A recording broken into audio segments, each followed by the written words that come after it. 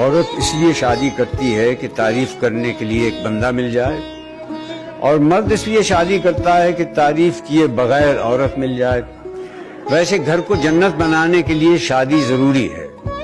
میرا ایک دوست کہتا ہے یہ ٹھیک ہے کیونکہ مرنے کے بعد ہی جنت مل سکتی ہے۔ دنیا کی وہ عورت جسے آپ ساری زندگی متاثر نہیں کر سکتے وہ بیوی ہے، اور وہ عورت جسے آپ چند منٹوں میں متاثر کر سکتے ہیں وہ بھی بیوی ہے، مگر کسی دوسرے کی۔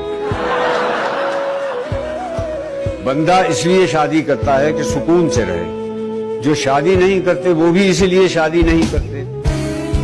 شادی وہ عمل ہے جس میں دو لوگ مل کر اس طرح رہتے ہیں کہ ایک دوسرے کو رہنے نہیں دیتے۔